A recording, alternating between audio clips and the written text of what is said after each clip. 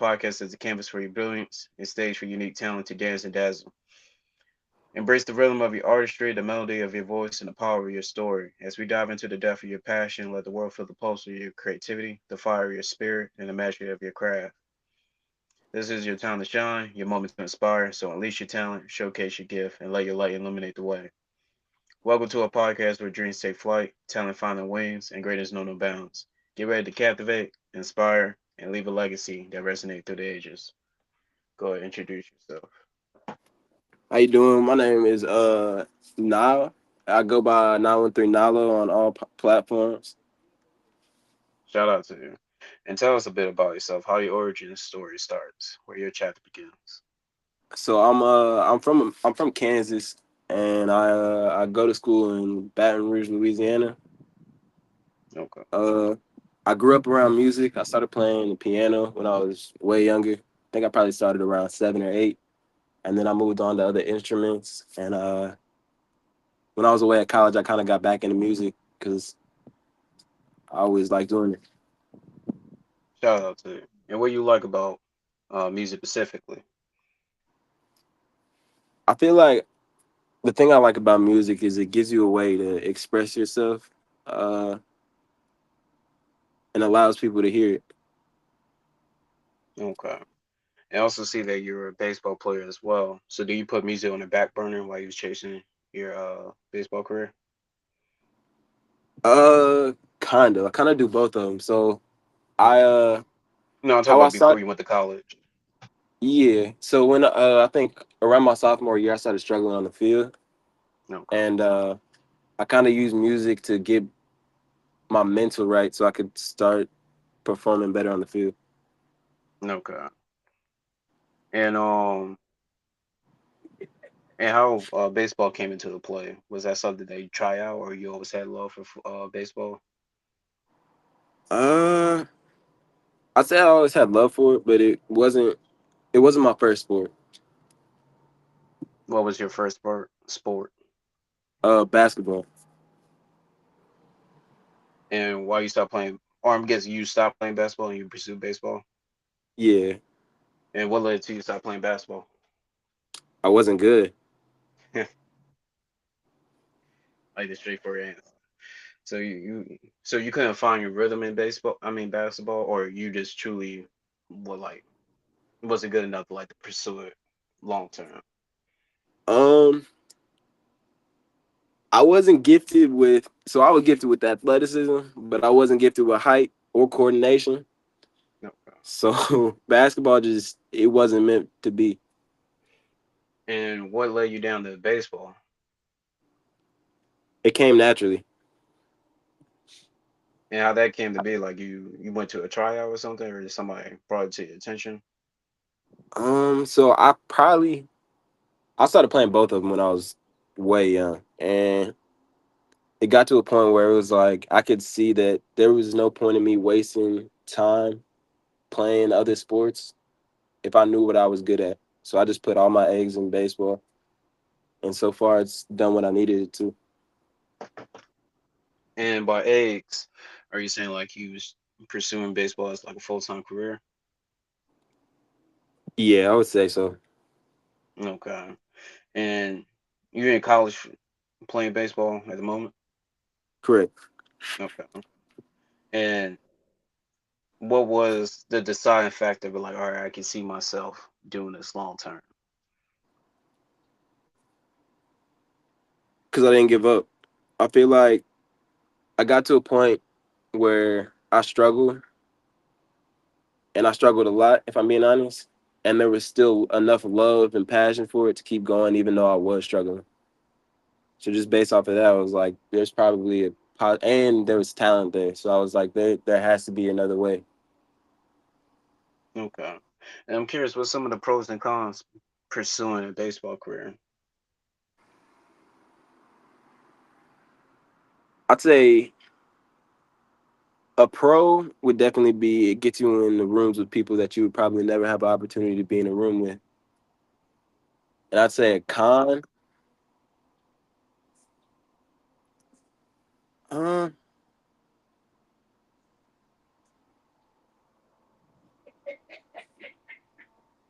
I'd say a con probably might be, who knows, maybe it's not your right calling. And if you spend all your time doing one thing that's not really meant for it to be, then maybe you're just wasting your time.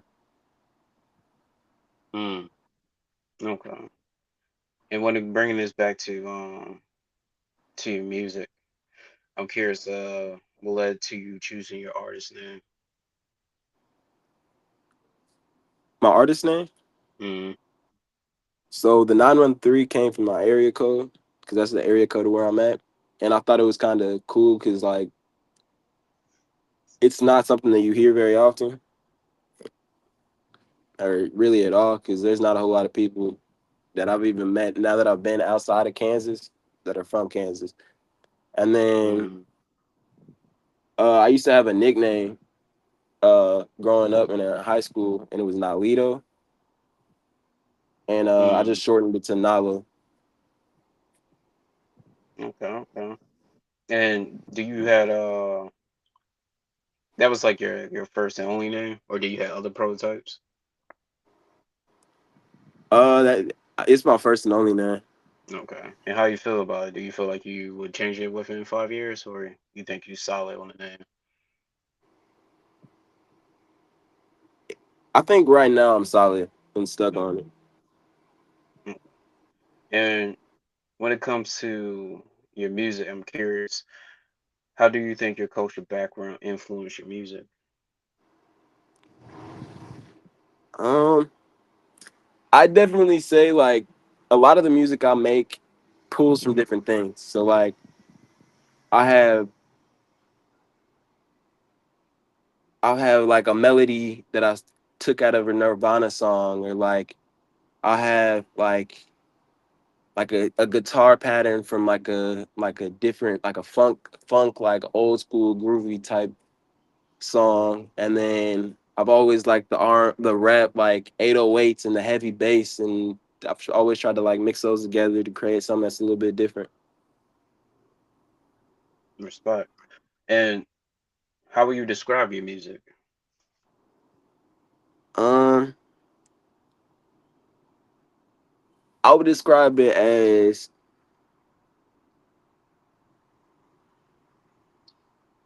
lighthearted. I would describe it as fun, upbeat, real.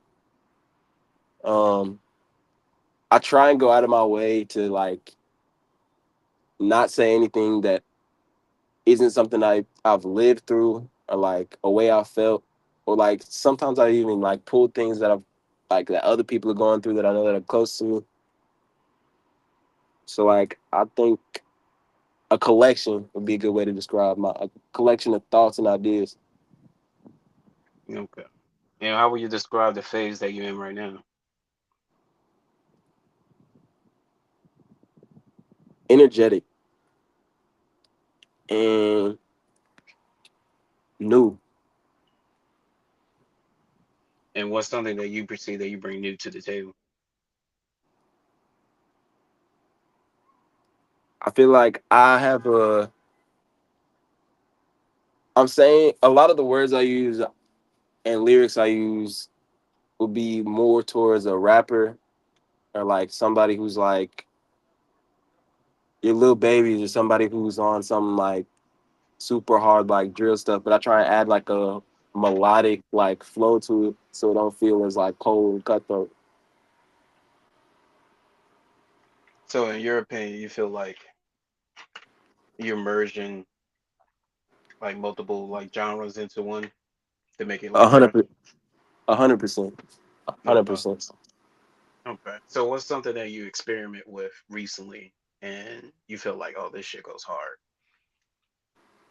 Um, Definitely like old like 2000s like hip hop or like pop music, and like trying to like sample off of that. Early 2000 or late 2000? Probably like mid 2000. Mid 2000, like 2005 or 8? Yeah, I would say more like 2010 to like 2014. 2010. 2010. Okay, okay. More than like EDM type wave, Not necessarily. I say more of like a like a hmm, club. yeah. Okay, club type vibes. Okay. And when it comes to your skill set, you mentioned you do play some instruments. So I'm curious, like as a whole, what is your skill set as a musician? So I grew up taking like lessons, and I have a lot of experience with the piano. So like I'm and I can play by ear. And then I think when I got to college, I took my guitar with me and started to learn how to play the guitar. And then I also started playing the drums. So those are the three instruments that I really have the most experience in. And I've like dabbled with a couple other. And do you produce? Do you what's your range as a musician? Uh, I I do produce, but like I stick more to vocals because I know that's the lane that I'm better at.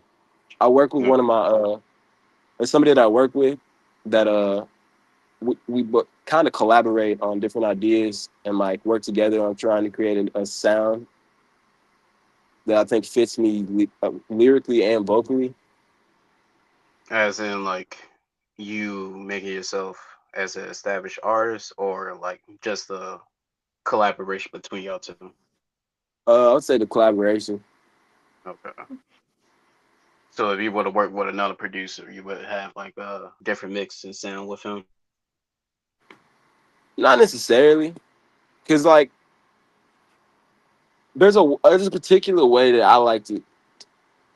There's this particular way I like to sound, and also there's like I'd say like there's a particular feeling that I like to hear. I like to feel when I listen to a beat. So I'd say I working with a new producer. I don't think it would change just because I wouldn't settle on a beat until I feel that particular feeling. Right, right, right. But when you said you and this collaborator that you're working with, y'all working on a new sound. So while I was curious, this new sound that you're working on, is this to like establish, a sound amongst yourself going forward? Or is this something that a sound that only exists between this collaboration between y'all two? A sound going forward. Okay, okay. Um and so we got songwriting, we got vocals, we got some instruments, and you say you dabble into some producing. Correct. Okay. Is there anything else I'm missing? No, that should be it. Okay. So piano, guitar, and you said drum. Correct. Okay. Is this the only three instruments would be like your main focus, or are you willing to pick up more down the road? If I had time later on, I'd love to pick up a brass instrument. Okay. Okay. And will your now you're it's safe to say you're an independent solo artist, correct? Correct. Do you have any interests like forming a group, joining the Say that band? one more. Say that again. I was asking, do you have any interest forming a group or joining a band? If I'm being perfectly honest, I've never even really thought of it, just because like the type of music I make. But honestly, I Mm, think it'd be very interesting to see how I could fit in with a group. okay. And what you see, what that ideal group look like in your head? Like would it be uh something similar that you're doing right now, or will you use the app to experiment with people outside the genre that you're mixing in? If I'm being perfectly honest, I don't think I've ever really. I would definitely have to experiment with that because just because Mm, I'm like, I'd say like I would technically make like rap art slash R&B music, but just because I'm closer to the rap side, it would be very like different. Like it would just be a new something completely different that I would have to like definitely experiment with to see what fits and what doesn't. no. And when it comes into I check a little bit of your title. website. I seen like some samples they have like Siren. That's Said yours. Siren. Hmm. It was in your link tree. When I click your title uh website. Oh, tree. You said Siren. When I click your title website.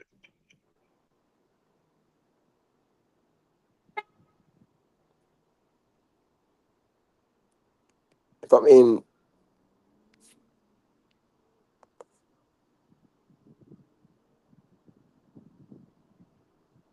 title website. If I'm being perfectly honest with you, I don't think I've heard of that one. It's on there where your Apple Music and stuff is at. Under, let's see. Let Is me see if I'm gonna go in and look at it real quick. Uh,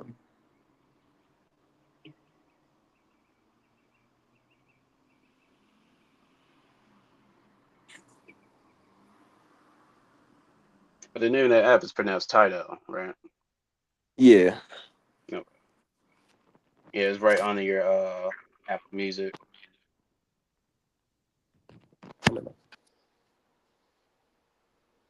You said title.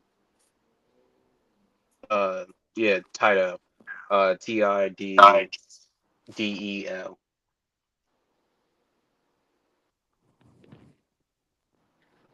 I'm not even seeing that from my side. If I'm being perfectly honest.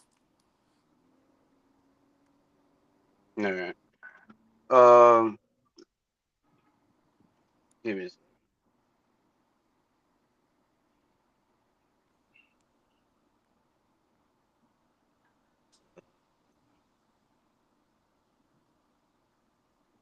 So yeah, if you go on your link tree, you click that first app with Music Apple link,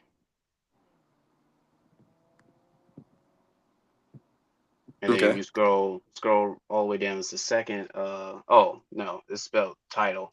Tidal. Uh it's your second app. Second to last app under Spotify.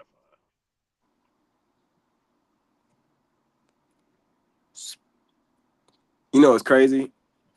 So I I main based off of the way that I put out music, it doesn't actually allow me to see I can see Apple Music, but I can't even fully see what's under uh what's under Spotify. And then I'm pretty sure there's another artist that has a similar name to mine on Spotify. Oh, So it might be a completely different artist with a okay. similar name. Okay. So yeah, I was just making sure because we're showing a white woman uh with the song Siren under that link under your link tree. So I Yeah, was no, just curious, like, was that your work or whatnot? no, that's not me. Okay, okay, I figured. Um, Let me see. So, what is the major platform that you use? I see you use Spotify, Apple Music, and SoundCloud. Definitely. And then I try and promote on myself through TikTok. Okay. And when it comes into working on music, what does that look like for you? What's the process?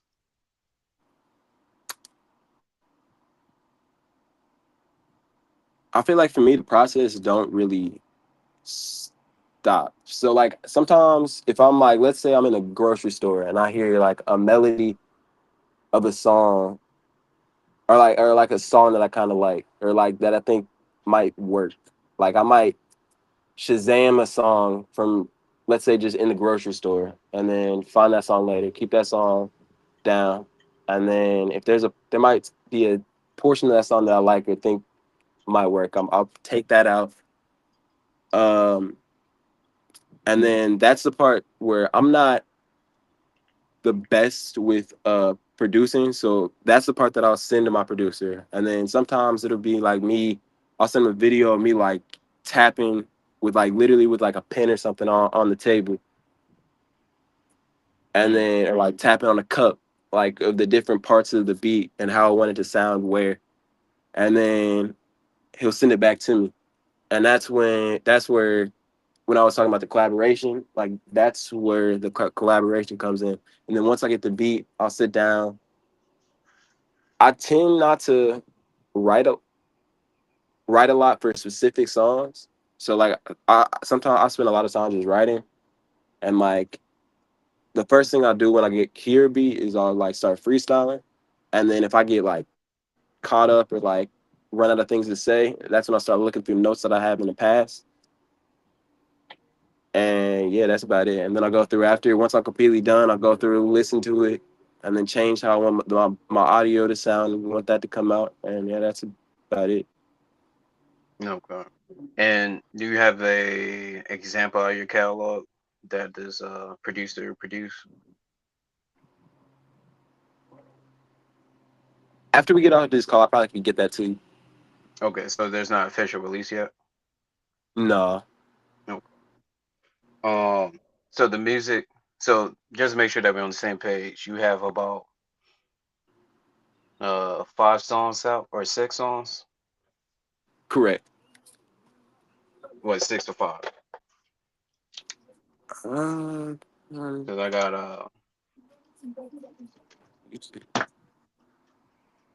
so on SoundCloud, I know for sure because that's not always. That's where I kind of like testing songs to see if I really am like fully comfortable with putting it out. I'll put it. I'll drop it on SoundCloud first. So I know for sure I got two on SoundCloud, and then Apple Play. I know for sure. I think for sure it's five. so on Apple. There's 4 love songs. I Need Somebody, California Summers, Money on the Flow, and YN. Correct. Is there any songs I'm missing? No, that's all I have out right now. So what was the first release in your catalog? Oh, YN. Why? Okay. And how do you feel that your music has personally grown since you started from YN? I feel like it's gotten more creative because I had more time to experiment on different sounds and different beats. And when it comes to testing out and releasing music, how you go about that?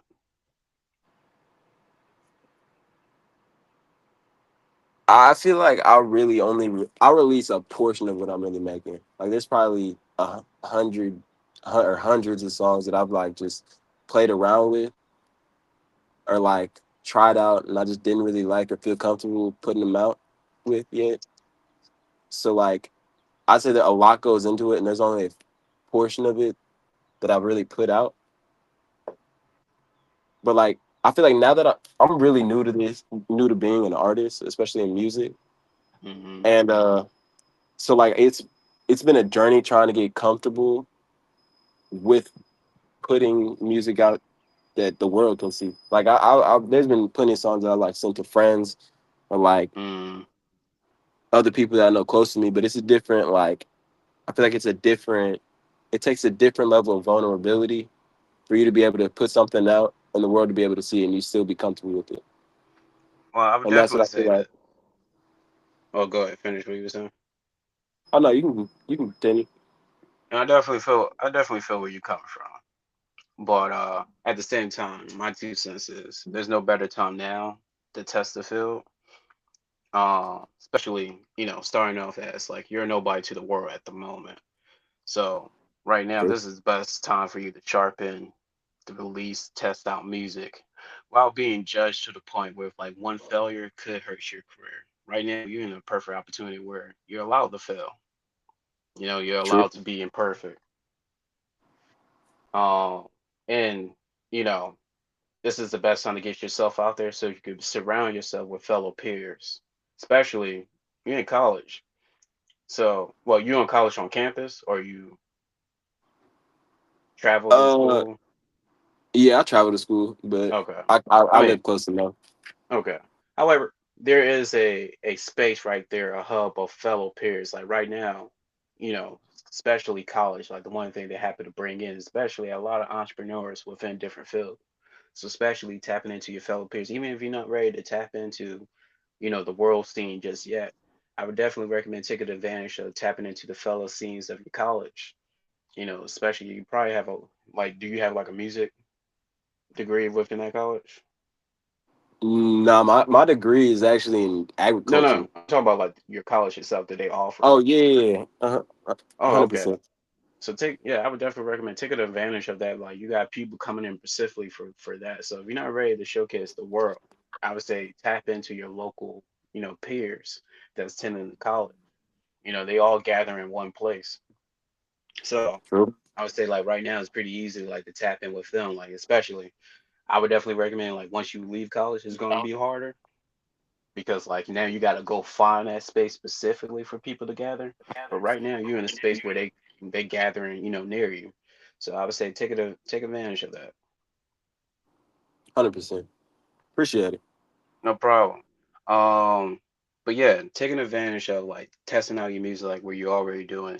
Right now you allowed to fail. So before you get that wherever you define as success, I would say you probably want to discover and lay a foundation um, before you hit that mark.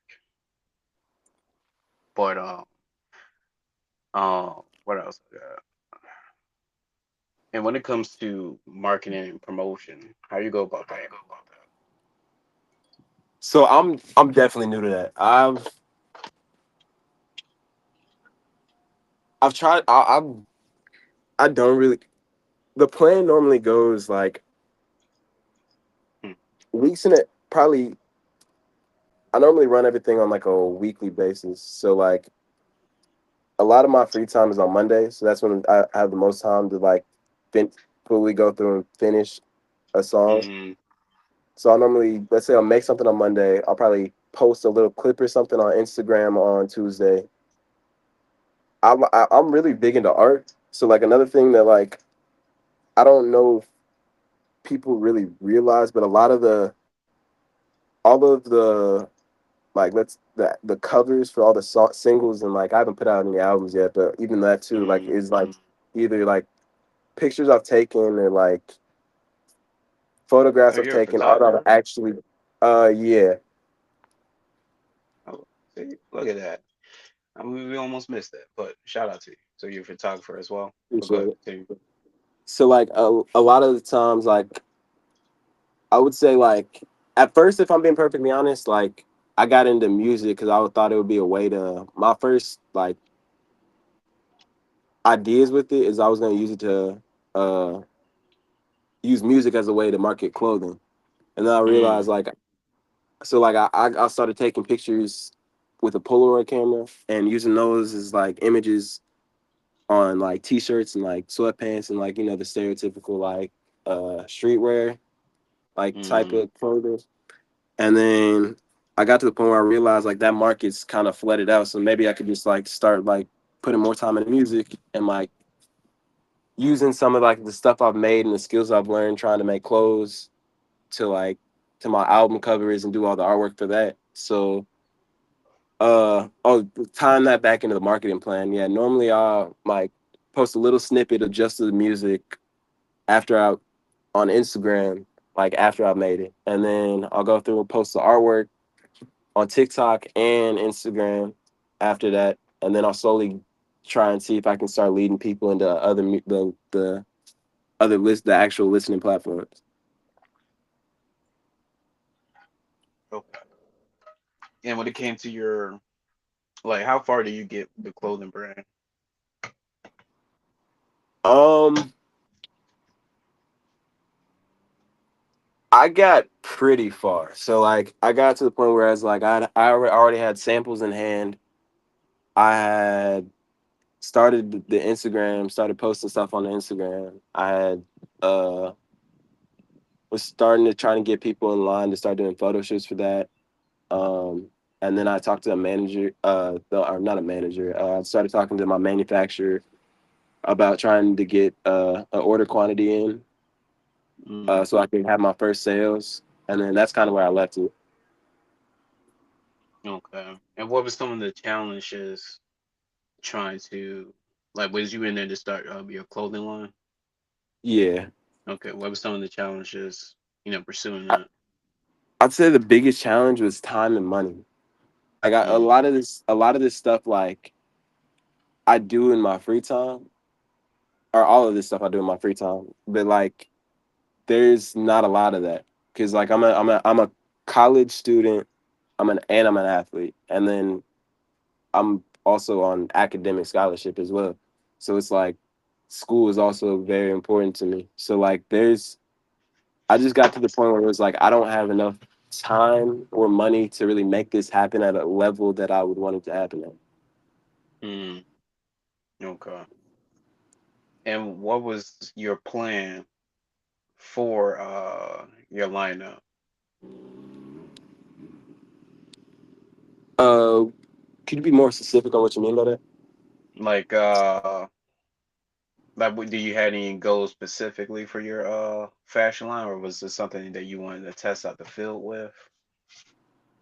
Um, my goals were to do something new, but also like adhere to what was still trending. So like now and even I mean this is honestly all really recent, but right around the time where like you know how nowadays cropped and distressed t-shirts and like clothing started to and have started booming.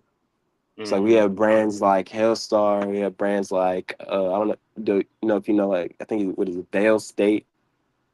You got even like you can see like real deal brands like your Balenciagas, your Dior's trying to take away from that like the distressing and like the different cuts of tees and like have still simple stuff but like done really at a high level.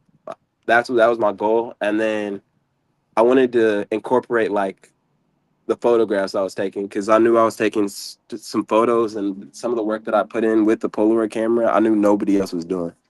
So like those were the Okay. two things that I was really trying to like get out and do, just because like I knew I had done them on a level that like I hadn't really seen before. Okay. And coming to the halfway mark, um, I have some talents for you, and I'll let you decide if you want to connect with them. But the first one that I would like to shout out to Get the Cuddle. Not only he's a fellow artist as well, but he's creating his own comic book slash manga around black characters. As you can see, this pop up in the back of my screen. But shout out to One Nation if that's somebody that you want to connect with, or just want to stay tuned to what he got going on. I can see his social. Most definitely. Okay. Shout out to Lady Poet. She creating her own services to market for other people that's looking for somebody to make t-shirts, hoodies, merch, etc. That's her services. So you're looking for somebody within that field. I have somebody that I could recommend. 100. Yeah, I'd love to talk to those people. Okay. Third person I have for you, shout out to Jeremy. He's a fellow artist as well, but he's creating his service. I mean, not service. He's creating his own series called Tap Room Live, located down North Carolina. I know he's working on expanding, but that's where he's located at the moment. But he's creating a space where people get to perform in a small crowd, such as like restaurants, bars, establishments, etc. So if that's something that you seem to be interested in, or you like to be tapped into what you got going on, I send you his work. Both. I feel Okay. like honestly, I don't have a whole lot of. This is something that like I don't have a. Where I come from, there's not a lot of people that are like really pursuing either of these.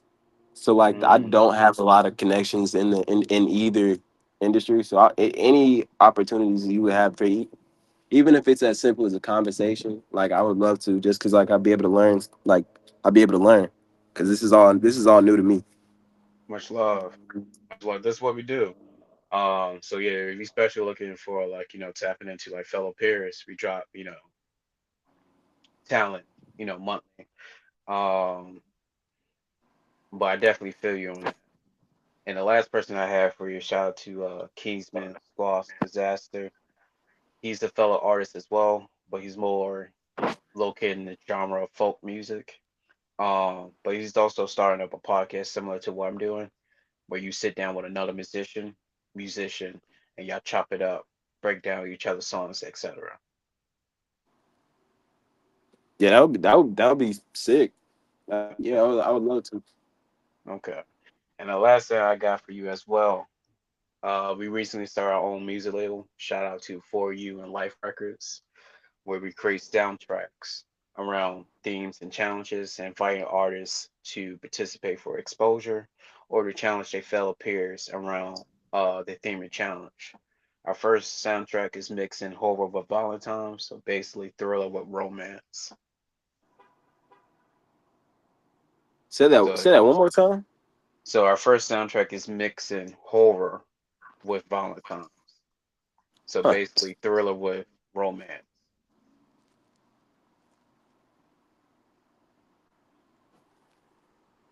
Huh.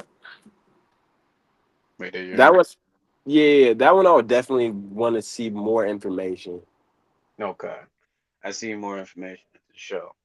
But giving you the floor and opportunity um, to announce like what the type of talents that you're looking to connect with, or they get to hear directly from you when it comes to expanding your network, or you looking to work with or expand your network with.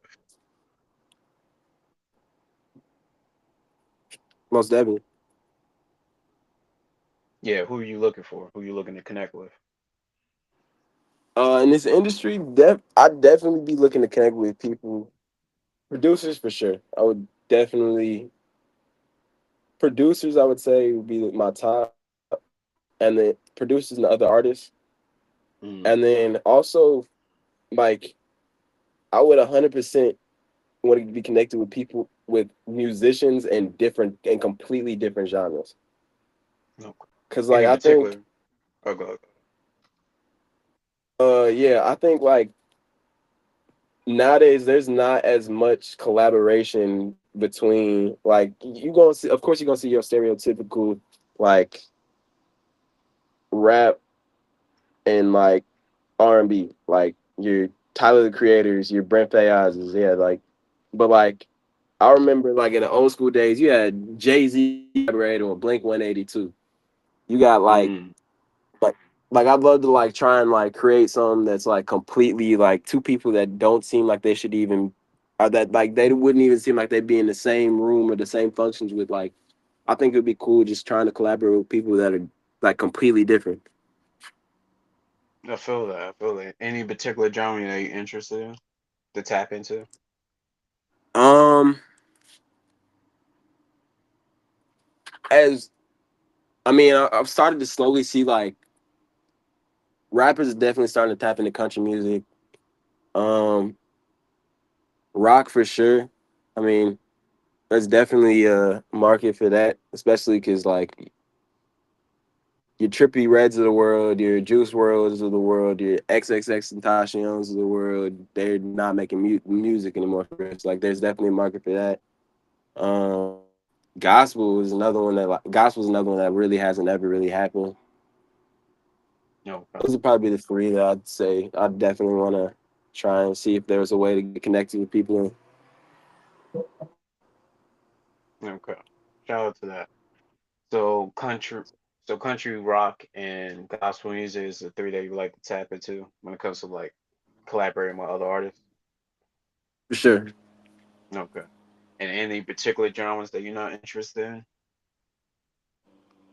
Right now, no. No, you're pretty open to all. Yeah, I'm open to any type of new collaboration. Opera, reggae. Yeah, I Okay, mean, shoot, I feel like opera is one that we've already seen work, but I don't even think people realize it was working.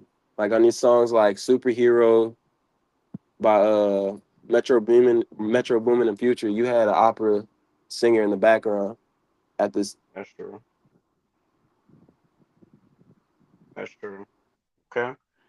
I like your creativity. And when it comes to like behind the scenes, you know, bring it back to like when you was talking about you have a,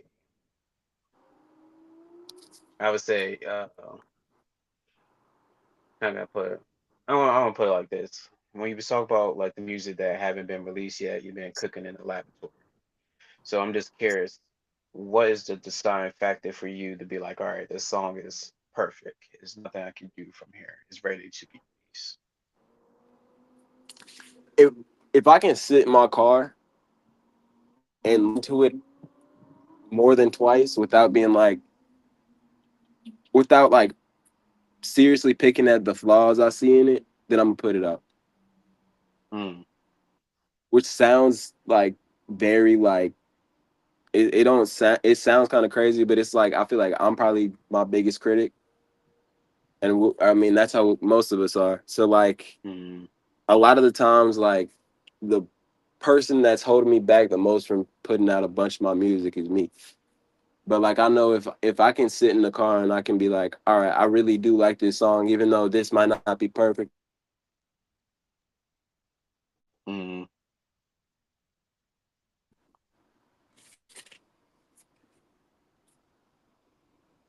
You might cut out. My back. Yeah, you bet. But what you were saying? What was the last thing you heard me say? Um, you were saying like you was your biggest critic. Oh yeah, so like I would say I'm my biggest critic, and like a lot of the times I'll sit back and re-listen to my music and be like, I really don't like this, or I really don't like that, or like the flow there could have been better, and it'll be holding me back. But like if I can sit in my car and like drive around and like listen to my music and like listen to a song more than twice and like still genuinely like the song, no matter, even though I might not think it's great, or like then I'll put it out. Okay. Okay. And how do you balance, being yourself biggest critic? How do you balance that? Um, when you say balance, what do you mean? Like, could you give me So, more? Like, so if you know yourself as the biggest critic, and the reason why most of your music is not being released because you're your own biggest critic, how do you balance that, meet yourself in the middle? by moving on, which is probably probably which may or may not be a good thing, but like I think the one thing that'll help me is like, all right, I didn't really like that one. So then now let's go on to the next one and see what we can do better so that I really do like this one and am comfortable with putting it up. So I'd say like moving on probably really does help me because even I feel like if I do put it out or I don't put it out, Hmm. I'm still growing and learning from different things that I do while trying to make the music. So That's I'd say true. like no matter what, it's still like beneficial because like at the end of Okay. the day, like I'm just gonna get more comfortable, and I'm gonna have more information on like how I can make myself sound better or how I can create better flows and make deeper lyrics and like so like I'd say like it all goes into like learning and trying to become better as an artist. Okay. And who's your monthly listeners now? Is that like personal, like people that you know, or is it like strangers? Um, I'd say it's a mix. It's a mixture of a lot of stuff. If I'm being really Ah, honest, and like uh, I would say my top art. Like, are you talking about like on when you got your yearly rap? no, no, no, no, no. I'm Like just asking like your monthly listeners, like who's tuning in and listen to your music. right now, it's a lot. It's a lot of people that are close to me. If I'm being Okay. honest, like I'm trying. I'm still trying to figure out how to really start like how to make people really stop and listen to what I'm saying and how I'm saying it. Like that's the thing I'm struggling with because I feel like if people gave more, or like if people just sat down and listened, they probably would really start liking what I'm putting out. Okay. Um, my 2 cents on that. That's your catalog. That's what your catalog is there for. No, not one song is made for everybody. True. No matter, how hard you try to work on that. It's rare for a song to be for everybody. And those are classics. But even for that, that took years for everybody, to sit down and, finally decide to come together and be like, all right, this is a classic right there. But typically, Yeah. that's your catalog where people get to experience your different phases of creativity. Um, that can bring in different listeners. Like you said, collaborating with people that it usually doesn't make sense. Stuff like that. That will bring in your audience just from your catalog, so your creativity. Um, but it makes sense now. So what I was also gonna say, since I now know that most of your listeners is like people that are closely to you, it makes sense why you was able to get away with this long. But typically, strangers is not going to wait this long for new music, especially, for a new artist. So this is a good thing that you do have a strong community of people that know you and fuck with you. So, they're able to be patient and they probably get to see that you are working hard behind the scenes. But people that don't know you, we don't know how much you were working behind the scenes. The only thing that we get to know is from your catalog or the music that you do release. So I would say right now, my 2 cents, like you said, they was testing out using SoundCloud to test out the feel for your music. Keep doing that, and then get people to be engaged and vote. And then maybe that can also help to be a deciding factor of helping you releasing more music. So I know as a fact that you definitely talk to more like artists and musicians than I have because that's what you do, right? So Mm. like based off of what you've heard from other artists, right? What would be a good sign into putting out music to where I would start to see myself start to grow and see my And audience start to grow? well, uh, one, the first part of that question would be what type of audience you trying to build. Like for example, some artists that will come and take advantage of because they know they want like a diverse audience. So they want an audience that will embrace and be welcoming to like new music. They just, they're building an audience that would be welcoming for them to experiment with. If you looking to build like a solid foundation audience within a certain genre, it all depends on how you want to go about it. But if you're trying to go for a broader audience that's going to welcome more diverse music and everything, I would say that would be your first step to achieving that. Building your audience with diverse tastes, Ah, yeah, I would definitely agree with that. and then I'm So guessing. like, Wait, go ahead. so it's like because I like to experiment with my music, I would want fans that would be okay with me experimenting and like Yeah, branching out into different places. you definitely don't want a fan base of close-minded people. That's how you get like if you ever look at mainstream artists and you ever see like, well, I wonder why their fan base turn on them. Um, just for them, trying something new, because that's what a fan is. A fan is just temporary. You want a community.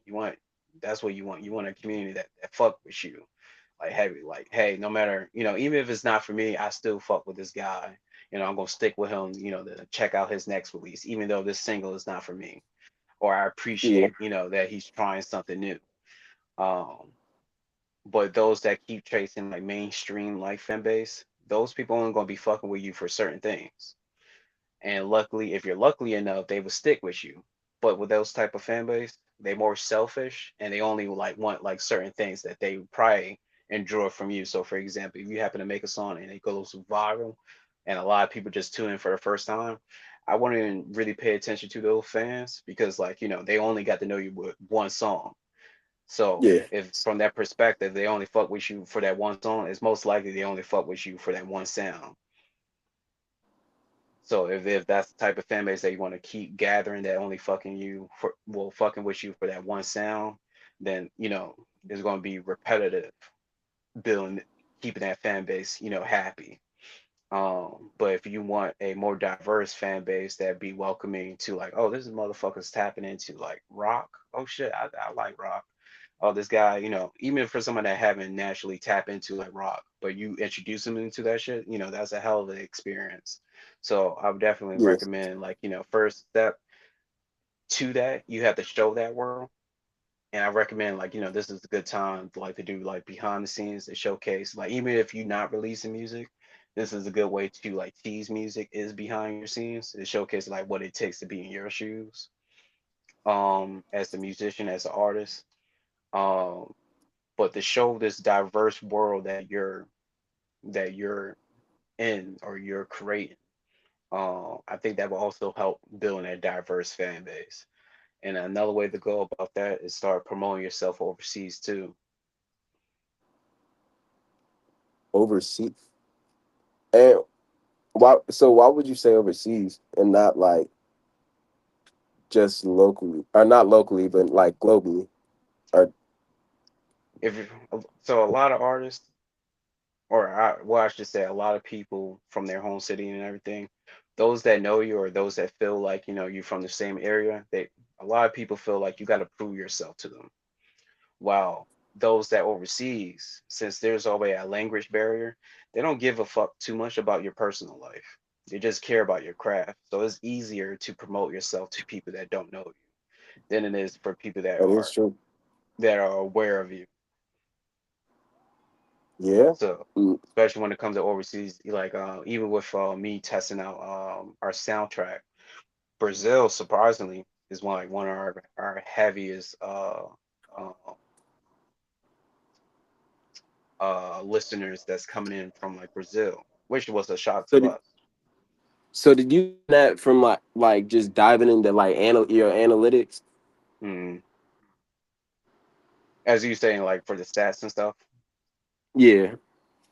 Yeah, that's like Like one of the factors. okay. And how Um, else would you like? So like if you saw, are you trying to like look into like what areas further fuck with you, or are you just pushing it out across the world? so for a musician that's willing to stay independent, your only way of survival is to gain like a global audience in the long term, especially if you want to stay independent. If you know that you wanted to sign to a label, I would say that probably doesn't matter as much because they're going to be doing that work. They supposed to be doing that work for you. I would say True. it's not guaranteed Yeah. that they would do that work for you. But the main reason why a lot of musicians sign to a label because they would do the majority of the work of like getting them seen, getting them out branch. But that's one of the things that labels will advertise is getting you a global audience. Um, but I would say this will also, help you tap into like what you were saying, like, tap into like other genre of music. So when it comes to like other countries and shit, if they get to see your music, first it would be just from a listener point, but then that will also open up the door for you to tap into like, their local scene, their underground scene when it comes to music. And then if you True. tap into the locals and you collaborate with them, that also build a stronger fan base. It'd be like, oh, first I just heard this motherfucker on the radio. Now he's showing love to the locals here. Just like with Kendrick, for example, the way how he's showing love to the West Coast. It Yeah. all, go hand in hand. So, even like small things like, you might not see as like a big deal, but just like you as an independent artist, um, if anybody from your inner circles see anybody that's showing you love as a musician, they probably would be tapping to them as well. 100%. 100%. So and another advice that I'll also um that would give you as well. Uh, a lot of artists that come onto my podcast, they be dropping gems of how they be testing um and promoting their music from, word of mouth to like flyers to you know, testing their music with like DJs and stuff. Especially like right now you in college. I would definitely be testing my music, even if you didn't have to announce yourself to the where you could be anonymous at first. But testing your music with the local DJs, especially, college got radio stations as well. So taking advantage of your local resources. Go ahead and move. Yeah, no, I've never really thought of that, but like I definitely so like I'm not currently in Baton Rouge, but Mm. where I'm at, there's definitely a vibrant. Like I'm right outside of Miami right now. There's definitely a vibrant Oh, scene Miami, of Florida? nightlife. Yeah, Oh yeah, yeah, yeah, definitely. Definitely be taking like it's, advantage. I feel like there's definitely an opportunity to tap into, especially like Oh, into the nightlife. so here's another thing too. I would also recommend. So taking advantage of like if you're gonna be worried about your local scene, look at what your local scene, offers. So for example, when I think of Miami, Florida, I think about good times. I'm thinking about the beach. I'm thinking about people coming together. I'm thinking about the bad bitches. I'm thinking about, the jocks. You know, it's hot as shit, fucking alligators. But the point is, in that environment, you already know there's a strong traffic that's bringing people here. That can also be a marketing strategy that you could take advantage of. So, for example, like when I started our first soundtrack, I know I wanted to take advantage of Valentine's. I know people was going to gather here for the good or the bad for whatever reason on Valentine's. There's people that's already in relationship. There's people that's getting out of relationship. There's people that be cheated on. There's people that found the love of their life for various different reasons. But I know at the end of the day, people gather and celebrate on Valentine's Day. And also, a lot of musicians also take influence by their relationships as well. So that's also another marketing strategy for me that I took advantage of. Happening in the holidays. So like for somebody like me tapping into Fourth of July because I know there's gonna be a lot of foot traffic. I know there's gonna be a lot of different people in the area that wouldn't necessarily be in the area. Hmm. It's like And this where also you give you an tapped into excuse. the set. What were you saying? I'm just giving my 2 cents on that. That also give you the excuse too. Like if you taking The advantage excuse. of like a certain holiday, people's gonna gather here. And let's say you made a project True. for this holiday. They give you an excuse to do that.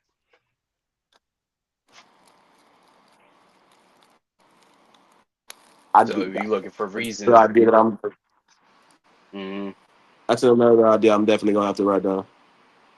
so yeah, if you couldn't even find it within your, because like if you take your perfectionist mindset out of the mix and you just look for excuse at the end of the day, like okay, I have some songs out here that's fit this type of theme.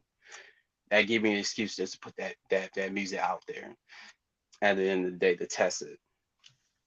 Because like no matter how you feel about your music, the world haven't listened to it yet. True. So I would say to the whole world came together and concluded like, hey nigga, you need to stop. I would say two, then you shouldn't be too hard. Still, So based off of what you have heard, what would be your perspective on my music? I'm still checking in from the very first one to YN all the way to what was your latest love song? That was your latest. Uh, yeah. As of right now, yeah. I think I have a couple release dates. I think later next week of some new stuff I've been working on. Okay. So I would say the two songs that stand out to me being the first time listener, Money on the Flow and I Need Somebody. Those two stand out to me being the first time listener. Um, I happen to notice there was more R&B in the mix, and maybe I have to tune back in. But I got more R&B out of you being the first time listener. Um, I think you definitely got potential when it comes to your vocal. When it comes to like the production and everything, I think that's the room for you to work on. But I think everything that you present so far leave a good enough impression for like people to stay tuned to what you got going on in the future. Appreciate that. No problem. Appreciate that. So Um, but go ahead. knowing that, like, and I even know that production, like, really isn't production and producing really isn't my biggest skill. Like, do you do you have any like people that you have talked to and would be able to help me get connected with that would be able to help me in those areas so I could bring the quality of my music up? I could definitely recommend some people, but their price range would be out of my control. It's perfectly okay. Appreciate that. All right, no problem. Yeah, I definitely got some people I could recommend. I was already thinking about one person, Olivia. I'm not sure you check out her episode, but she's someone that I promoted on my podcast a while back. But I'm actually about to collaborate with her on another project. But there's a few people I could definitely recommend to you.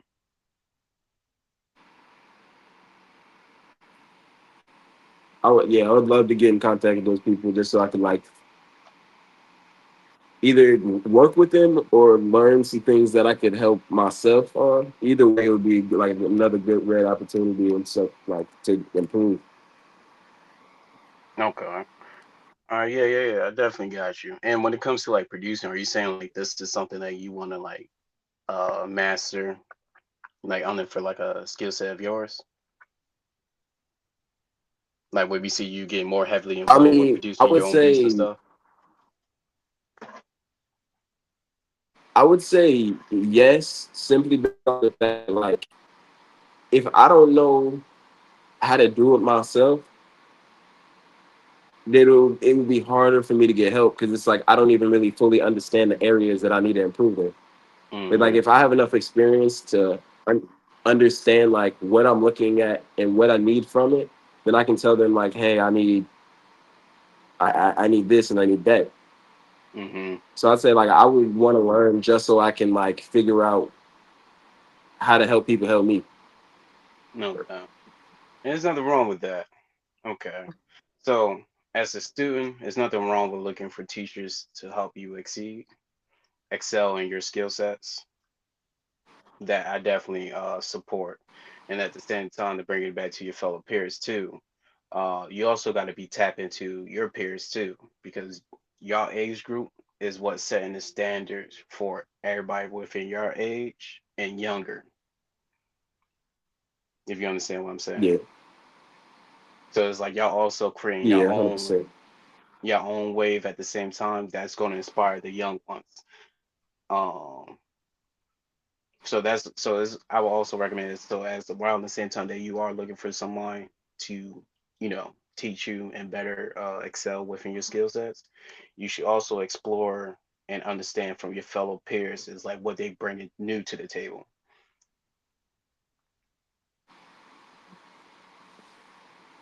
Because just like you, they also trying to find Huh. themselves. So they also trying some new things that most likely, that could be an eye catching or could give you some ideas too.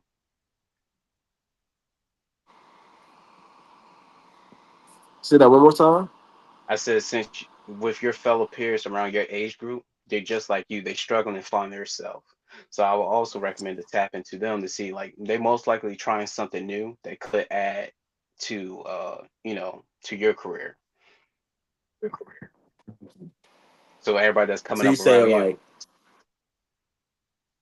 So what I'm saying is there's a balance between looking for people that also to help you excel in the skills that that they perceive that you might need to work on, while your fellow peers that's starting up just like you that's independent, they most likely are trying something new, bringing something new to the table that could be oh, um, okay, you know, an eye catchy idea for you as well. okay, yeah, yeah, yeah. So I see what you're saying. Mm-hmm. Because like right now, It's like like we all mhm, especially like it's within the like we music. all in this together, and like we're collectively trying to pursue the same things. So it'd be easy to connect with them because like they're trying to do what I'm trying to do too. So then we can like help each other basically on like a symbiotic relationship type thing.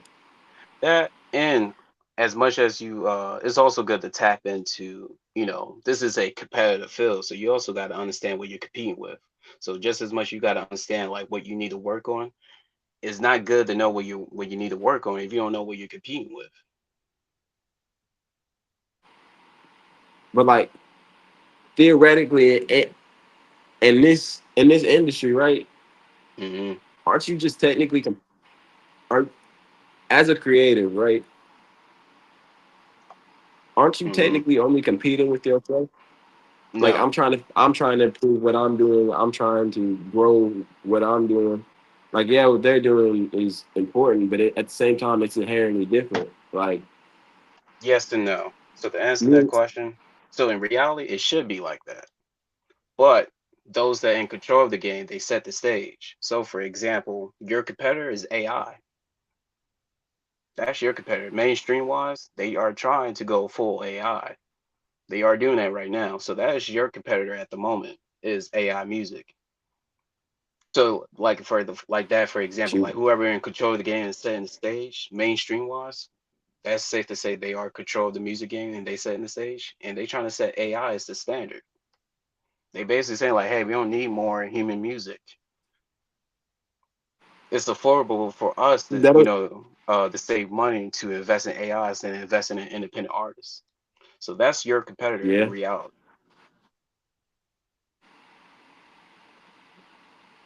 How do I compete with somebody that knows everything? How you Like know wait, that how you compete with what? like if my competition is a computer, Hmm. but like the one thing about a computer that a computer can't do is express real human emotions. So at a certain point, it's going to get to the point where it's like there's things that a computer can do. Like a computer can like make a melody, right? A Hmm. computer can put words together that it can humanize things, but a computer can't feel. Like let's say you listening to blues music. Hmm. I guarantee anybody in the world can tell the difference between a computer trying to produce a song and BB King sitting on a chair playing the guitar with his soul. Like I feel like there's certain things you can't just reproduce. Like True, but yeah, again, and I feel where you're coming from, but at the again, you gotta look from the person that's setting the stage. At the end of the day, if they set in the stage that this is what they want, and like for example, if they pushing AI music, do you think they're given the same opportunity to push human music? I guess No, not. because they're not even giving y'all the same, opportunity to compete with each other. They're not even going to allow y'all, to even have the opportunity to show people like, hey, even though they pushing AI music, we can still show that humans are still out here being creative, to the everyday listeners. But the way how they playing, they're going to be playing unfair. They're not even going to give y'all the chance to get here. And let alone you still got to compete with other people, other humans, to showcase their music. Um, but not to make the conversation too difficult. Uh, where you reconnected. Can you see me? AI is affect. Say it again. So Also, what I at was the about to end, say is A- AI, right? mm, AI is affecting every single field of workers that there is. within Grocery stores entertainment at the about to get moment. taken out. Yeah, I understand that. I'm gonna bring it back, but like, Mm, let's grocery stores about to take out some of their workers at the front, checking people out because AI is getting to the point where it's powerful enough to where somebody can pick up something and walk out the door, and AI be able to charge it to the phone based off of people's face. right, right, right. Businesses about to businesses about to cut out their workers crunching numbers because a computer can do Mm, it faster. and it saved the Every money. facet of our life and save the money. Every facet of our life cut out by AI. Mm, Every job every job that don't require manual labor, and some of those, depending on how good technology gets, are at risk because of AI. But at the same time, it's like with mm, music, mm, AI what the way like. AI is just AI. Mm. Well, all right. Like it is a computer.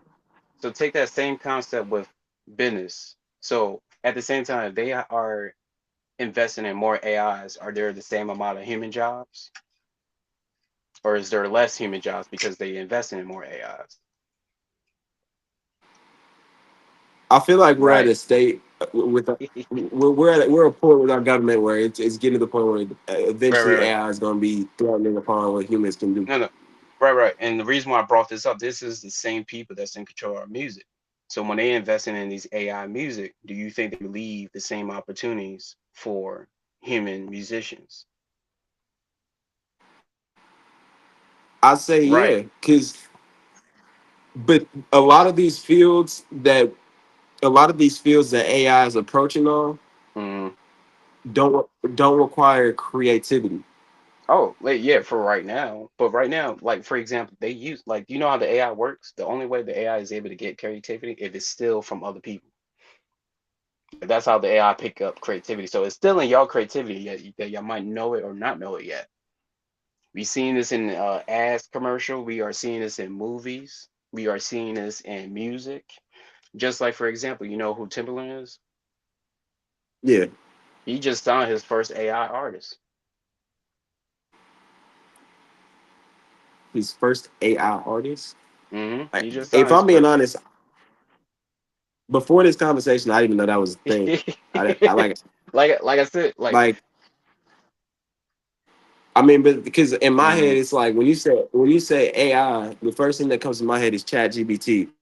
So me sitting here thinking that Timberland, one of the best producers in hip mm-hmm. hop history, signed a deal with Chat GBT. It doesn't really make sense in my brain because at the end of the day, it's like that is a computer.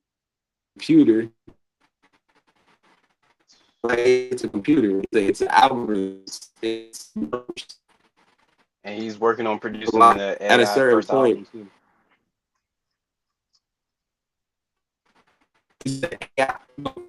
If you say it's still it's still, which means those things have already been created. So Hmm. how is AI gonna steal something from somebody who hasn't created something yet? Oh, that's not the problem. You got At to that build point in yourself up. music and Wait, hold, hold, hold. You got to build yourself up. So even though you haven't started, oh damn, damn, they took my nigga. All right, ladies and gentlemen, we will be back on break. We will definitely dapping in a more dightful, insightful conversation around AI. Um, but if he, oh, welcome back, welcome back. yeah, it cut out for a second. No problem. Wait, so, Um, so so real quick, the when you was bringing up like how can an AI take from somebody that haven't started their career yet? Well, the easy answer is it doesn't have to start off right away because when for somebody that's just coming in the field, they got to prove their worth. You know what I'm saying? You got to build yourself up. So while you're building yourself up, the AI got time to check in and see and dabble into what you got going on and be able to take an idea here and there for you. And since a lot of people is tapping into AI, you got to worry about a lot of people, whoever just looking into your shit. You can think somebody is just being a listener and tap in like, oh, I like this guy's sound. Let me take his shit. And AI version is, it's just that simple. We see that happen with mainstream artists. We even seen Drake, the first time in history to use AI in a rap battle, you know? but the other portion to that is one thing that I feel like is overlooked in this industry is one of the biggest things to it is a lot of times people are less looking into the art that's created and more into the persona that is encapsulated. It's like your Mm, futures, right? Future resonates with like all the toxicity, the mysteriousness, the I hate using this word because it's been overplayed and the I want to say the powerfulness of it has been stripped away. but like the aura, Mm. the presence, like a lot of that has more to do with the artist blowing up than the music, right? Your Yeah. Juice World, right? Juice World, Trippy, and all those guys who came up in the sad boy era. People were resonating with they were resonating with the music, but they were Right. also Right. resonating with. So yeah, let's say they sign an AI, right? Mm. That's the other thing that's AI can't do. AI can't doesn't have that presence. AI doesn't have that aura. AI doesn't have that swag. AI is a an Right. algorithm. Right. Even Right. let's say Right now that. it even if it gets to the point where it's like, all right, cool, like AI is easier because we don't have to pay artists. We can just push a button and a computer code that is created that pushes out all this music. But at the end of the day, what's not created and felt is the presence or the person, Mm. which is half of the battle. Creating a persona, or the persona is the word I was really looking for. But Okay. like, So let me ask you this: when I'm not sure you heard this, but have you started hearing that people start making music around like 1 minute to 2 minutes long because people don't have much patience for a 3 minute song? I do that 100%. So, that's already proof right there. Like, times is changing. So even when we looking at it from right now, there's a couple things that you gotta look into. Like first is like who is investing into this. If this is just like a everyday people thing, it won't have that much big of an impact as what you're saying is correct. Like audio tunes. However, like once audio tunes used to be a stigma on artists Yeah, that used to hurt like but artists' careers. But now people are using audio tunes like every day. And I'm not saying that's on the same level of like AI, but I'm just pointing out like, times is changing, especially with like, the Tom, we haven't been challenging uh at least say when it comes to like mainstream, we haven't been challenging or creative and each generation get dumbed down. So eventually they might be more accepting to this AI. Or, we even seen like people got AI girlfriends. We live in that era and now like motherfuckers got AI girlfriends or boyfriends now. Now we rely on the app to gain ideas like chat DBT. We don't even rely on our own thoughts. So like right now, I would definitely say it is looking like a good possibility that we could head there if we keep going, but I by see what you're generation by saying, but generation.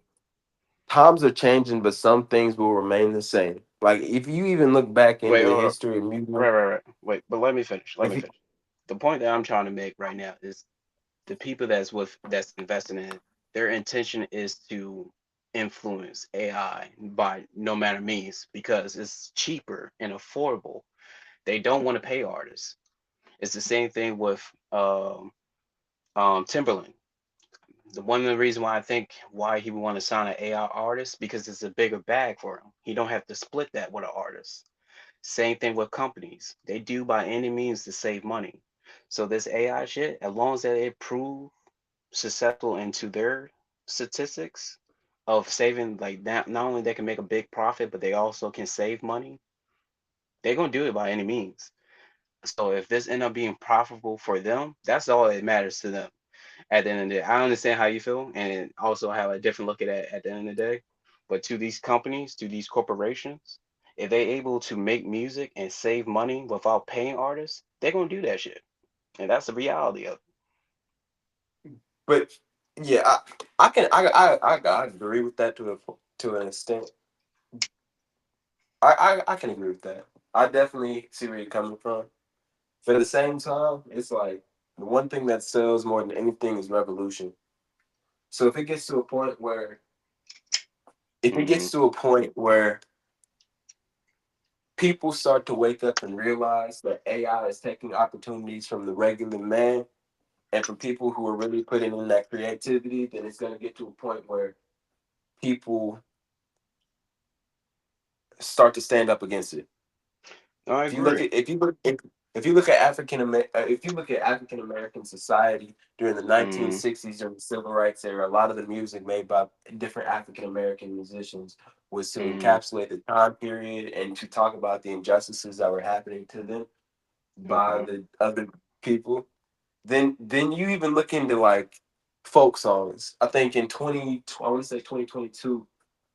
I don't remember the name of this guy, but there's a song where somebody who's listening might know the song, but the first line of the song and this song this artist had gotten out of rehab and had gotten a job that he didn't like, and he blew up off of Mm-hmm. one song. The first line of his song was, "I've been selling my soul, working all day, overtime hour, bullshit pay."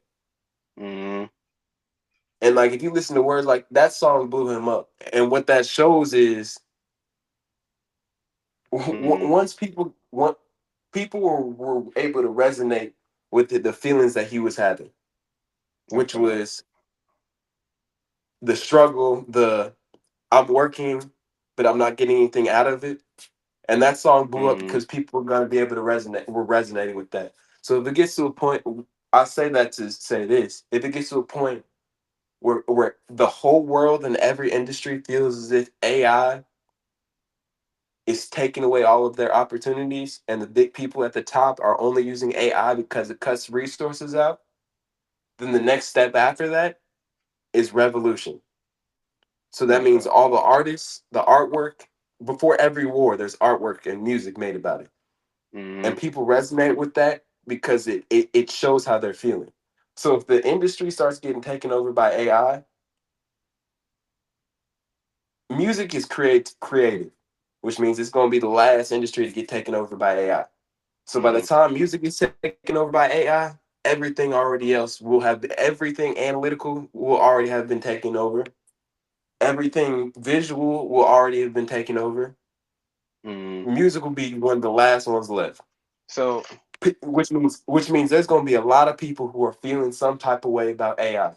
The next step after that is people making music and art about it. Which means there's I, always going to be a lane for people to make music and art. and I agree with you. So, and don't get me wrong, like my statement is like to showcase like mainstream wise, that's what they're going for at the end of the day. They don't give a fuck about, us, the creative people. Cuz at the end of the day, they want to make the most buck.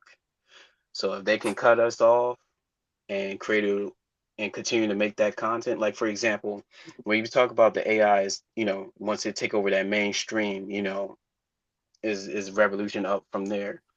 But if we're already playing on their platforms, on their stage, they already taken over the game.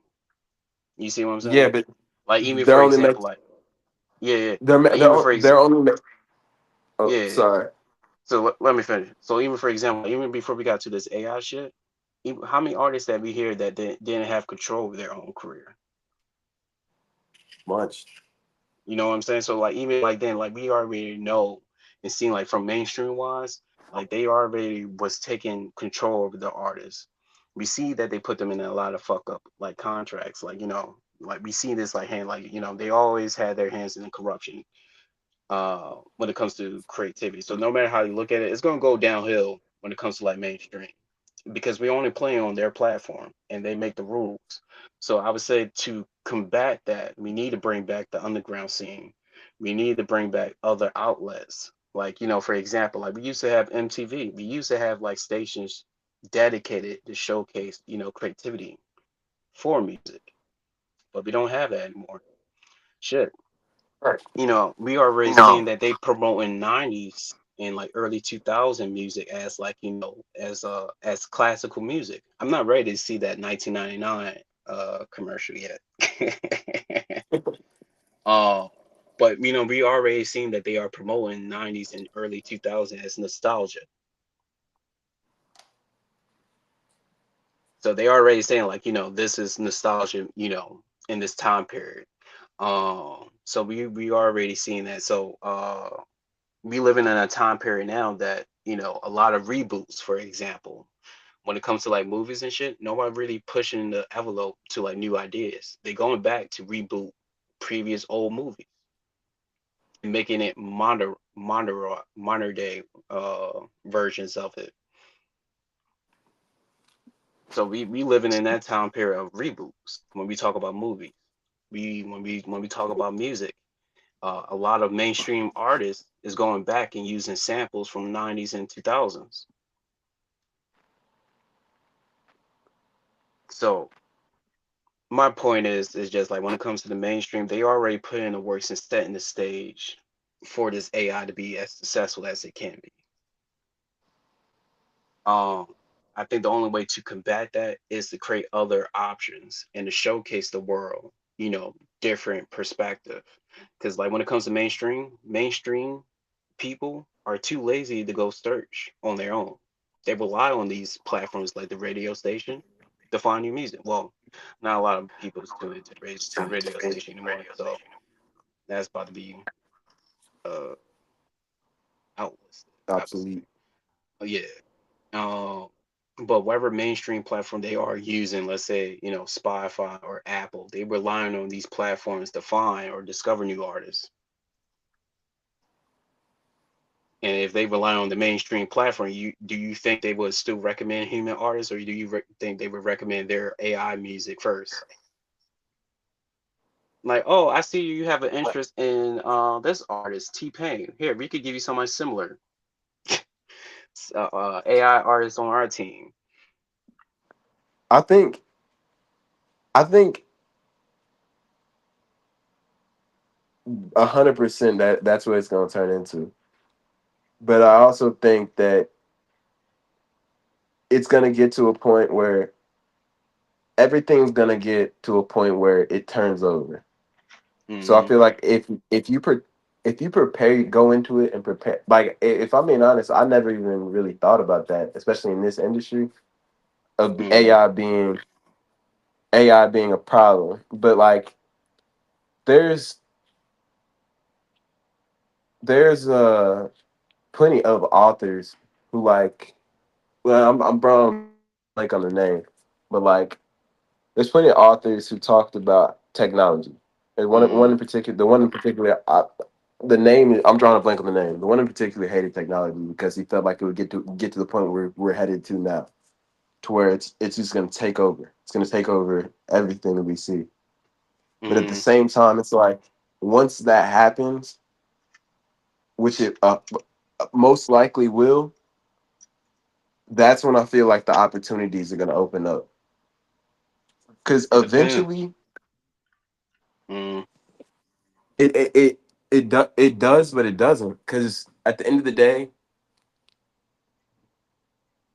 people have to eat. Like there's certain necessities people need to live, mm, and right now in the world we live in, you need money to get those necessities. right, right, So right. if people start losing more opportunities to get what they need to live and survive, then they're gonna start finding new ones. So yeah, after a couple years, Spotify is probably going to push out those AI artists, and So, people are going to lose their jobs. But eventually, people are going to get tired of it because they have to survive. so I agree So if with you have, you. Mm, I agree with you, and I also disagree. And this is the part where I disagree at. For people that's, I would say, 18 and up, most likely, because you're gonna be on your journey of life. Most likely, you're pursuing something that will lead you down to like, yo, I would like to support more human creativity. But these companies don't play fair. They target kids for a reason because they're more acceptable to these type of entertainments. So don't you also got to be in the mindset of like what is a corporation willing to do? These corporations willing when they bet on something, they're not willing to bet on it and be like, oh, we lost fair and square and we lost a lot of money on this. No, they willing to play by enemies. That's why they target kids, for when it comes to like certain content because it's easy to brainwash them to accept these type of things, and then they wait for them to grow up, and since they already grow up and age with it, they're more accepting to be okay with it. That's why their main focus is not to advertise content to older adults because we have our own standards, our own morals that we want to do, and it's hard to force us to accept their terms compared to kids. So that's I another. def- Mhm. I definitely understand, but that ain't that like a lot of other aspects of life isn't anything new. Every society, if you look at the Romans, if you look at the Nazis, if you look across Africa, any society that was trying to control the masses of people started with the young. But if you Mhm. also look at all of those societies, especially when the top was doing something evil, which in my eyes, a lot of this stuff that we're look we're looking at and have become accustomed to isn't in itself evil. A lot of those societies fell. Mhm.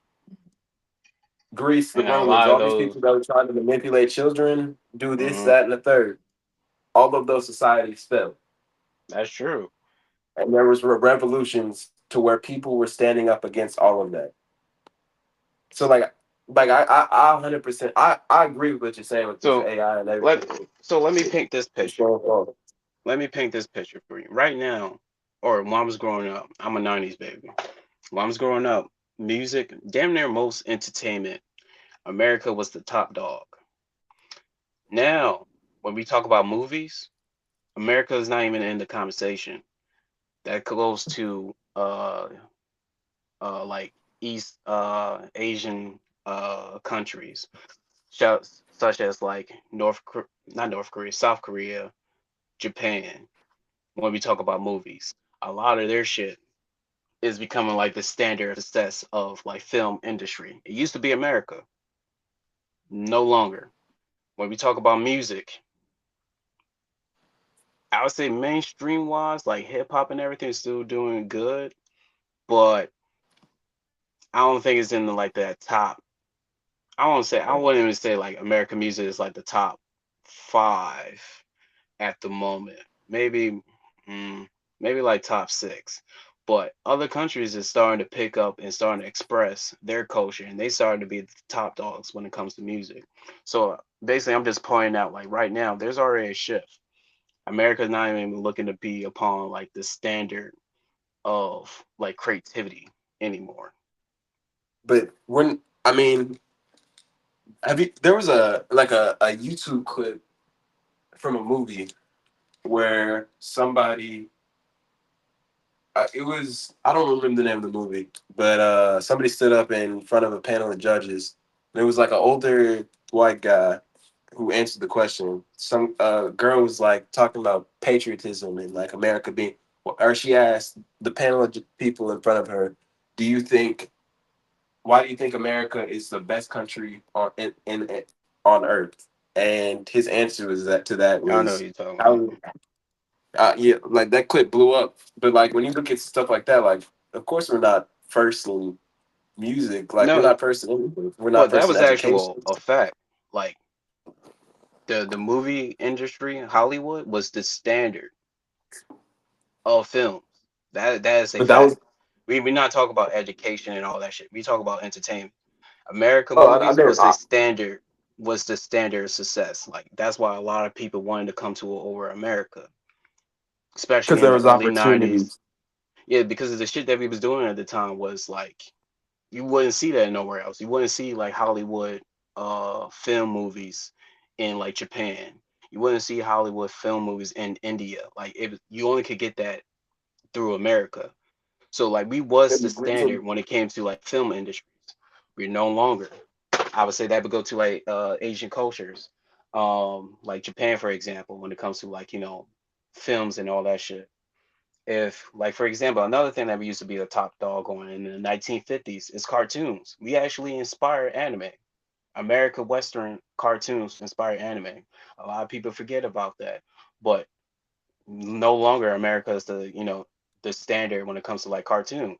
Japan is, or well, that's the only one that's coming to mind when it comes to like anime and shit like that. But or even for China, for example, they started to dabble into animation, and they started to be recognized. Uh, what's another thing for it? Like during the '90s, kung fu used to be. uh heavily inspired, even with like inspiring like the Wu-Tang Clan. Kung Fu now no longer even being brought up into the conversation, let alone films. It's when we talk about United States. So I'm just pointing out like times has changed and things has died here and there. I feel like the end of creativity started to happen when the creative market started to get monopolized by the same people. And that's So the like I that's the feel like problem. it's a problem, but the only way to change it is if you start if something is started on its own. Like a- eventually That's true.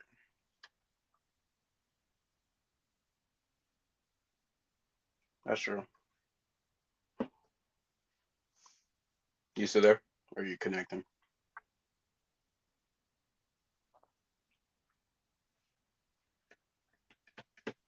fall due to yeah. Say it again. You went mute for a second. I didn't hear what you were saying. Oh, sorry. Yeah. So like everything's controlled by the same people.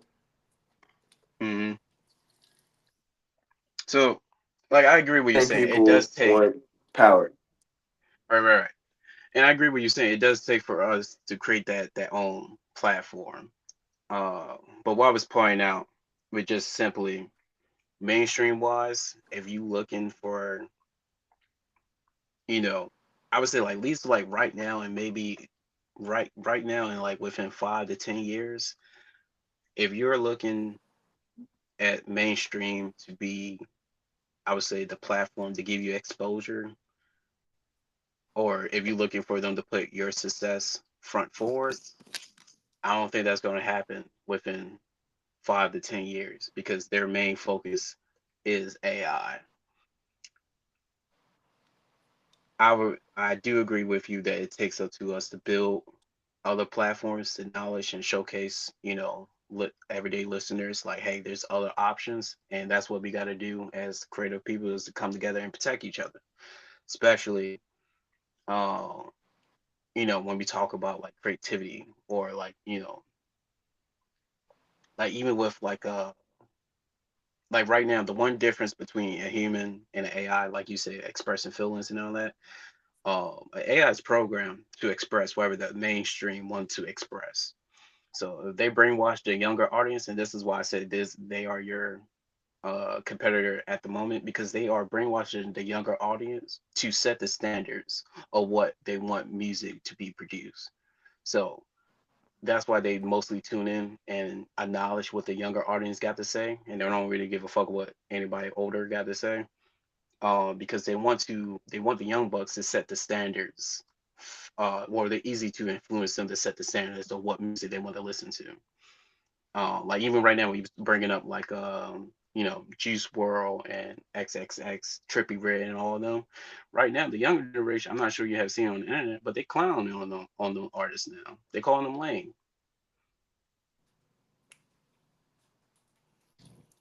Like they growing these young bucks are growing up emotionless. They don't even have energy or even know how to express themselves. So how can they be welcoming to more emotional music if they're not even being, influenced by it, showcased to that, type of world? You know what I'm saying? So like that will also bring up a challenge. So if they influence these audience to only have a brainwave for a certain type of field, that would definitely make, as your creative being, much more harder to thrive in that field. So if you're not creating like spaces or opportunities for more creative people to be more free spirit and to showcase different, you know, uh, different sounds and different uh, texture of music, we're not gonna be able to recover uh, a platform that's truly about showcasing like the art. But if we constantly allow these mainstreams to be in control, we're gonna be living in a society where we gotta to like even if you've seen with artists right now, I'm pretty sure you've seen some of them. They feel like they got to make certain music because that's what the audience want to tune into. That's the reality. Like we live in a True. reality where artists not even feeling like they making music for themselves. They feel like they got to make a music for a certain type of a certain type of sound because they know it's going to be successful, or at least that's where they're. If we talk about artists that signed to a label, that's one of the challenges that they got to face. They got to make artists that they perceive that they label perceive that's going to be successful. We seen that happening to much more smarter artists around your field that's independent. They feel like just to be successful or make a breakout song, they gotta make a trending song or something that's they deem that's going to be successful. So we already seen that's taking a hold and influence into the music, into our listeners, True. into the to the artists. So and I'm not bringing this up to be a downer, but what I'm bringing this up to showcase, like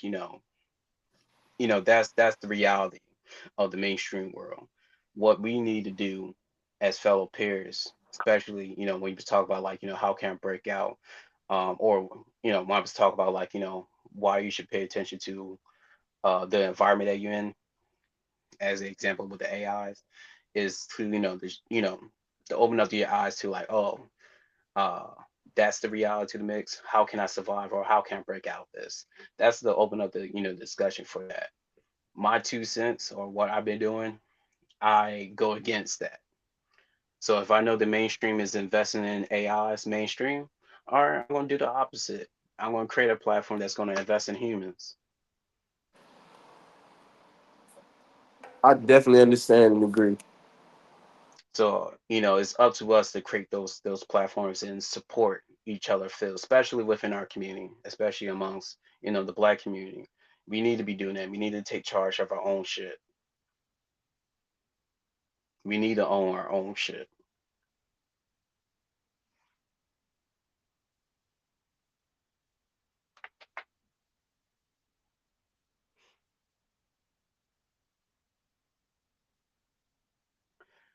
Connecting, connecting.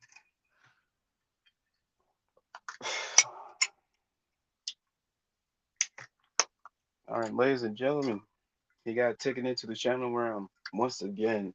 But just from talking to this guy and seeing how open and free spirit he is, this is the people that we gotta protect.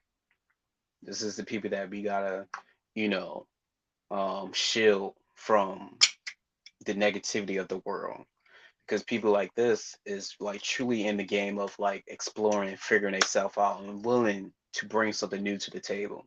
So if you're the type of people that's wanting or desiring more creative new music, this is are the type of artists that you need to be supporting. You need to be tapping in to the local scenes. Uh, which I'm a bit of a hypocrite. I haven't been tapping in too much in the local scene of Philadelphia. However, my fellow peers is already taking care of that. But as a whole, everybody got a part to play. So even though I'm not tapping into like the fellow scenes of Philadelphia, I am tapping you know into a broader scene outside of Philadelphia. Um, but everybody got their role and part to play. That's the point. So I'm just trying to. My point of bringing this up was just simply tap in, support your fellow peers, your fellow brothers and sisters, and for my my tribe, my people, you know, those that's able to look and see what I'm doing and see what I'm gathering. This is what you need to be doing. Tap in and show love to your fellow peers. Support them. Put them on the map. Put each other on the map. This is not just a time to be selfish. This is the time to be supportive. Uplift each other. Um, because if we don't, there's not going to be a brighter day. So show love, tap in, and um, let's bring back that real supportive tribe. For my Black people, we've forgotten that we're very tribal. We've forgotten how tribal we are, and we need to tap back into that. So the only way for us to survive is we stick together. So we need to stop depending on other people to bring us success. We need to stop depending on outsourced help. But not to get too lost. But shout out to you, bro. Good to have you back. But to end this Appreciate it. off It's with my book. what you were saying. I got a kid. Oh yeah, no problem, no problem. Um, but not to get too lost in the sauce. Just seeing where your mind is at and everything. I would definitely say you need to find more people like you and build and work towards building your community. 100%. Um, by you doing that, you slowly will set the stage, and you at least have people supporting you, also help lifting up that stage for you as well. Um, but start recruiting like-minded people to combat this. I'm not even sure what the fuck to call it. But this, I would say, corruption. Combat this corruption. You need your own tribe to be, to be the survive in this mess. Hmm. Um, so I would say keep doing what you're doing, tapping in, even when it comes to like looking into your career as like a baseball player as well. I see that you're a pitcher too, which is pretty interesting. Um, to see that. Keep showcasing your world from both being a baseball player and a musician. Work on some behind the scenes. I think that would definitely do you wonders. Uh, tap into your fellow peers. Start building up your community. Because like you said, you notice how hard it is by yourself, and I can definitely say from my experience, find the right people that specialize in certain fields definitely lift the weight off your You're not working you're not working by yourself. shoulders. Nah. I mean, honestly, we was never made to work by ourselves, to be honest. True. Um, but and it's definitely hard to find the right people. But when you eventually do find the right people, you see like shit. I couldn't believe I was actually doing this shit all by myself. So find the right people to like help chip in and build your empire works wonders for your music. I definitely believe that you got potential. I'm just curious to see where you take it. I'm curious to see where you take it and how your sound evolve. And I'm definitely curious to see the collaborations that go forward in the future. 100%. Um, but coming to the end of the podcast, shout out anybody that you want to put on. Shout out anybody. Wait. Shout out all your platforms. Shout out anybody that you want to put on, and then drop a song out of your catalog you want the audience to tune to. So I wanted to take a second to shout out my boys back home, ARSKII. Is the local rapper from Kansas City, and then also DJ P Zilla out of Chicago. It's an up and coming producer and a DJ. And if you trying to tap in with my music, I would definitely tell you to take a listen to Money on the Flow on all platforms, and also YN. Okay. Yeah, Okay. that's And my about it. last 2 cents. Start testing out your goddamn music. Start testing out your music on SoundCloud. Um, even though you might feel one way about it, who knows how the world gonna feel? And right now, your competitors, when we talk about mainstream wise, I mean honestly, I think I can make better songs than them. So I would definitely say, look at what your strength is compared to like mainstream. So you know what you can take advantage of and how you can like mix up the game or fuck the game up. Cause like right now, I think we can both agree creativity is lacking mainstream wise. The artists that they sign, 100%. the artists, Most and definitely. they invest a lot of money into these artists, projects. So, um, you know, I would definitely look at to, what they provide and what you could do better than them. And then that could probably also help you better understand like what you need to work on and what you need to sharpen your skills in. So tapping into Sure. what the mainstream provide and then tap into your fellow peers, the underground scene. And then maybe you could get your answers from those two perspectives. 100%. I appreciate it. Talk, and I'm gonna reach out definitely and stay tapped into what you got going on. Much Uh, love. Please let me know about other connections I can make, especially if you got them. Like I would definitely love to talk to people that you already know. And like even like if there's anybody from the podcasting world that I know, I'm gonna make sure and see if I can put you on with them too, just cause like so we both can grow.